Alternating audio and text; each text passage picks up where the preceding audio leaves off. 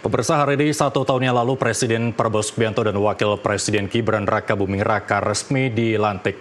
Sepanjang 1 tahun pemerintahannya, Presiden Prabowo menjalankan berbagai kebijakan yang merujuk pada 8 misi utama dalam Astacita. Sebagian dipuji, lainnya mendapatkan kritik. Bagaimana refleksi 1 tahun pemerintahan Prabowo ini? Selengkapnya di NTV Insight bersama Gabriel Yoga dan Tasya Liutmila.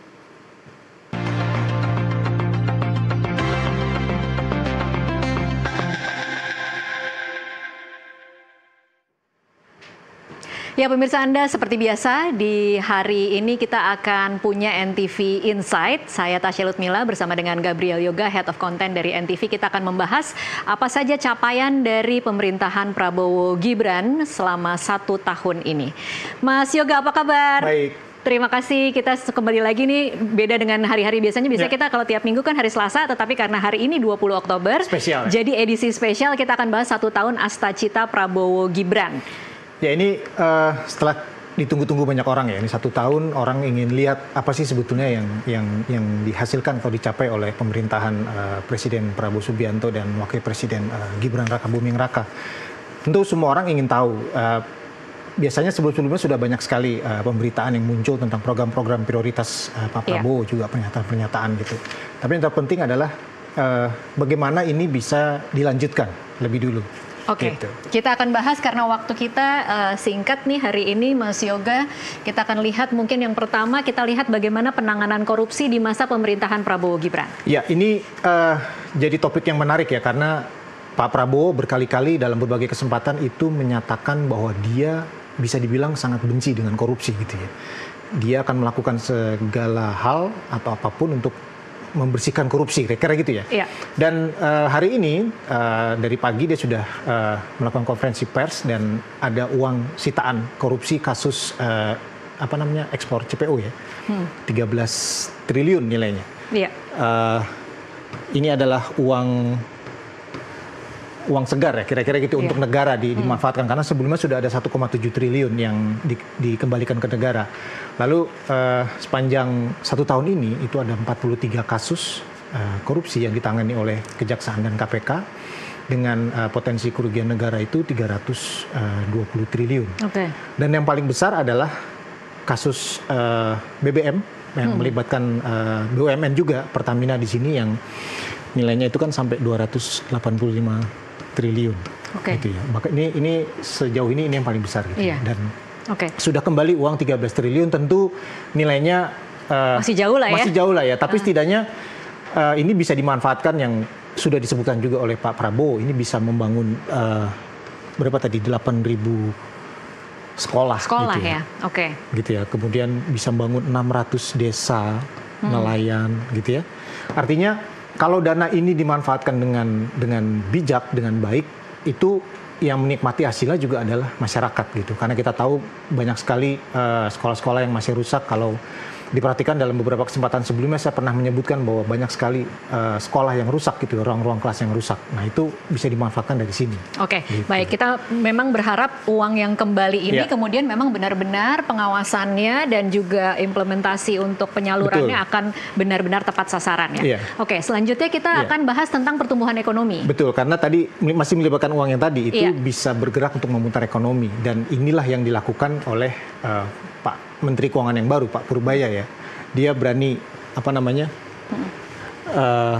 mengambil uang 200 triliun lalu kemudian diserahkan ke bank-bank himbara supaya bisa mendorong aktivitas ekonomi.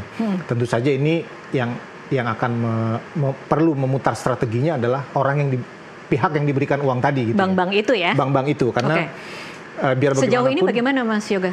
Ya sejauh ini tentu ya efeknya akan saya rasa bisa positif ya, bisa suku bunga mungkin bisa turun gitu, orang akan lebih tertarik untuk meminjam atau mengambil kredit, lalu ekonomi akan berputar lagi. Karena dari sisi pertumbuhan ekonomi terus terang kita itu berat setelah pandemi di sini ya.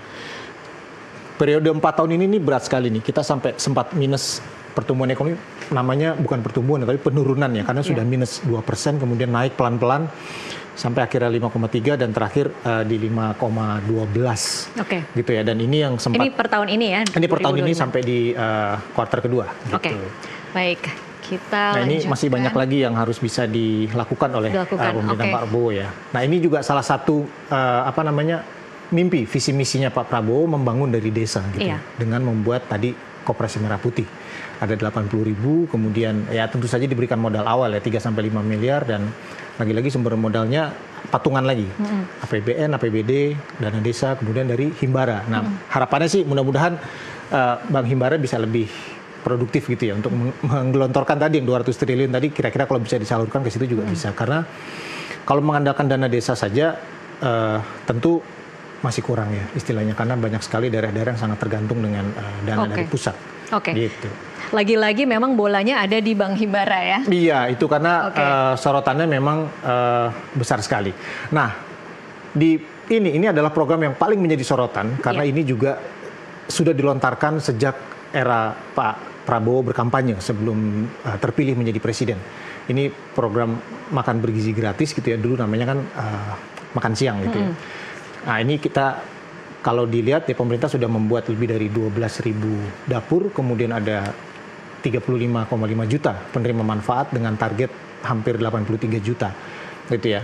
Tapi gitu tapi ya. Ada ini ya. Tapi catatan penting ya, ada 13.000 orang itu yang jadi korban keracunan NBG dengan berbagai tingkat. Bahkan setelah Pak Prabowo mengeluarkan instruksi yang sangat keras kalau boleh saya bilang bahwa semua dapur harus diaudit, kemudian harus dapat sertifikasi layak operasi, kemudian sanitasi dan lain-lain, itu masih kejadian.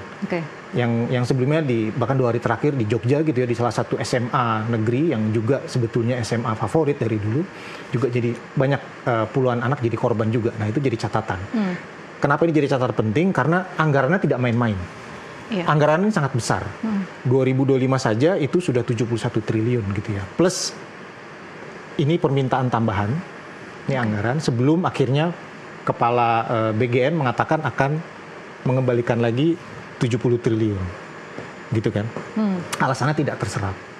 Tapi bayangkan di tahun depan ada 335 triliun untuk program MBG dan ini uang yang sangat besar. Dan jauh lebih besar ya? Jauh lebih besar, berlipat-lipat dan harapannya kalau bisa jangan sampai kejadian lagi tadi kasus keracunan. Ini pengawasannya harus ketat gitu. Tidak bisa lagi diberikan secara serampangan lagi gitu. Harus diatur lagi lah kira-kira gitu. Itu PR besar dari program MBG betul. Yang kemudian supaya memang angka ini berubah jadi 0 karena angka dana anggarannya begitu besar. Harus dicatat ya. Ini besar sekali angkanya. Ini. Dan ini jadi catatan penting karena semua orang butuh rasa aman itu, terutama orang tua yang mengirimkan anak-anaknya ke sekolah. Gitu. Betul. Gitu. Jangan kemudian angka 13.000 ini dikecilkan ya. Iya. Itu dia. Baik. Selanjutnya kita bahas tentang kebebasan pers. Nah, ini ngomongin kita nih berarti. Iya. Ini juga bisa dibilang jadi catatan penting di pemerintahan Pak Prabowo gitu ya, karena biar bagaimanapun ada yang bisa dibilang ada satu kesalahan ketika Biro Pers Istana mencabut kartu. Salah satu karyawan TV swasta ya. Kartu izin liputan lah di istana gitu. Ketika dia menanyakan tentang makanan program MBG. Tidak ada yang salah dengan pertanyaan itu. Bahkan Pak Prabowo menjawab gitu ya. Artinya dari sisi Pak Prabowo sendiri menunjukkan bahwa dia terbuka gitu ya dengan hal-hal seperti itu. Kalau mau tanya ya tanya saja. Gitu. Artinya yang salah ada di level Nah ini tengah, artinya ada seperti miskoordinasi atau jangan-jangan atau pura-pura miskoordinasi. Iya, supaya biar bagaimanapun jangan sampai nanti saya disalahkan kira-kira gitu ya. Karena padahal dilihat dari rekamannya gitu ya, Pak Prabowo menjawab dan itu menunjukkan bahwa dia sebagai kepala negara yang memang